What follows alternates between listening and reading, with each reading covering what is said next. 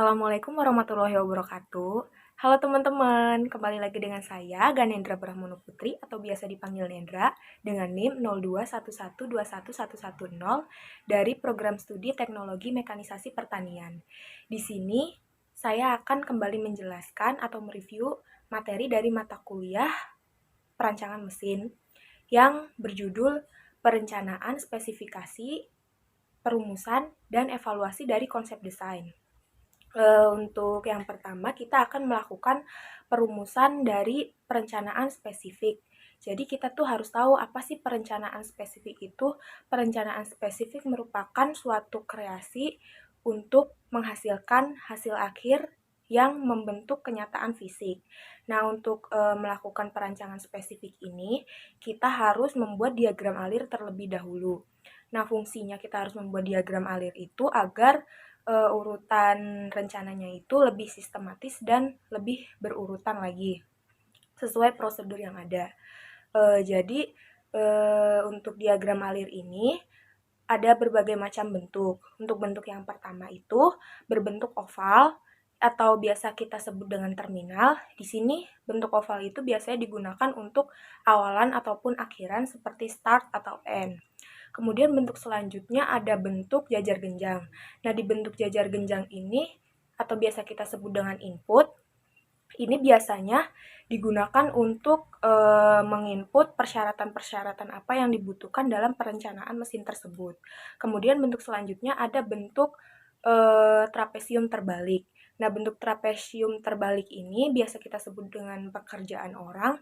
Ini biasanya dilakukan pertimbangan-pertimbangan oleh orang lain. Kemudian bentuk selanjutnya ada bentuk persegi ataupun persegi panjang. Di sini kita dapat melakukan suatu pengolahan ataupun proses-proses yang diperlukan dalam perancangan mesin tersebut. Kemudian bentuk selanjutnya ada bentuk belah ketupat. Nah, di bentuk belah ketupat ini kita biasanya atau dilakukan suatu pengambilan keputusan. Apakah keputusan tersebut baik ataukah tidak? Jika baik, maka kegiatan akan dilanjutkan. Jika tidak, maka akan dilakukan pengulangan. Kemudian bentuk selanjutnya ada bentuk persegi dengan gelombang di bawahnya. Nah, bentuk ini biasanya digunakan untuk melakukan pengolahan dokumen. Nah, kemudian bentuk selanjutnya ada bentuk lingkaran. Bentuk lingkaran ini digunakan sebagai penghubung. Kemudian selanjutnya ada bentuk panah atau garis aliran. Nah, garis aliran ini digunakan untuk penghubung antara diagram-diagram lainnya. Kemudian saya mempunyai contoh suatu diagram alir yang telah saya buat, yaitu diagram alir perencanaan atau perancangan traktor John Deere. Nah, untuk yang pertama itu kita bisa mengambil star atau dengan bentuk oval, kemudian selanjutnya dilakukan input persyaratan-persyaratan yang diperlukan, apakah harus memenuhi 36 horsepower, apakah harus memenuhi 1642 cc ataukah yang lainnya. Kemudian kegiatan selanjutnya dilakukan perancangan desain kerangka traktor tersebut.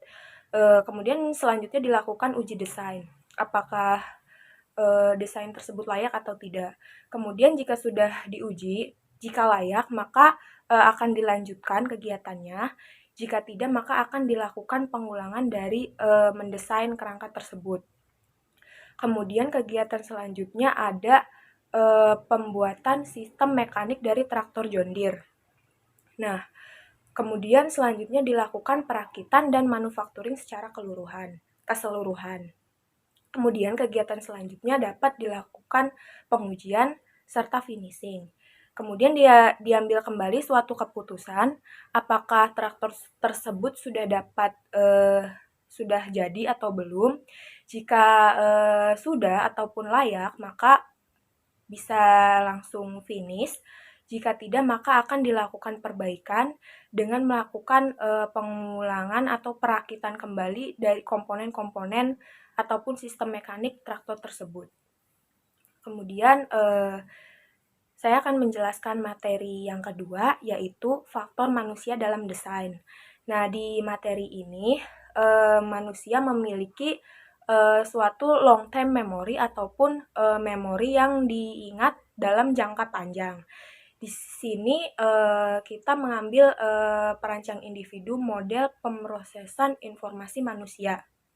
Untuk contohnya itu bisa traktor John Deere, kemudian variabel-variabel apa saja yang diperlukan ataupun ada dalam traktor John Deere tersebut di dalam pikiran manusia. Di sini saya mengambil suatu kerangka John Deere ataupun bodinya. Body John Deere merupakan memiliki desain yang compact dan berbodi tinggi sehingga cocok digunakan untuk perkebunan sawit karena desainnya yang aerodinamis dengan material yang body height composite. Kemudian selanjutnya ada menggunakan mesin diesel.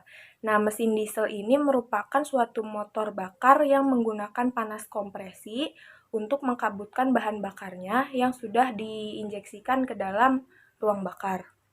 Kemudian selanjutnya mesin John Deere ini ataupun traktor John Deere ini menggunakan memiliki 3 silinder. Nah, mengandalkan mesin 3 silinder ini, traktor John Deere memiliki 1642 cc dan 36 horsepower sehingga efisiensi bahan bakarnya cukup baik. Kemudian selanjutnya ada nozzle. Nozzle digunakan untuk menyemprotkan bahan bakar ke dalam ruang bakar. Kemudian selanjutnya ada rollover protection struktur. Nah, rollover protection struktur ini memiliki fungsi utama untuk keamanan operator. Sebagai contoh di sini saya mengambil contoh misalkan traktor John Deere tersebut akan mengalami terguling gitu ataupun hampir terjatuh. Nah, rollover ini menghalangi traktor tersebut terguling sehingga operator pun menjadi aman. Kemudian selanjutnya ada roda atau ban. Nah, roda atau ban John Deere ini yang di bagian belakangnya berukuran lebih besar dari bagian depannya guna untuk menahan beban angkatnya. Kemudian masing-masing dari roda John Deere berjumlah 4 dengan gerigi. Kemudian fungsi dari gerigi tersebut adalah agar John Deere dapat melewati medan yang berlumpur serta licin. Kemudian selanjutnya ada tangki bahan bakar. Kapasitas tangki bahan bakar John Deere ini berkapasitas 39 liter dengan rata-rata penggunaannya itu 2 liter per jam.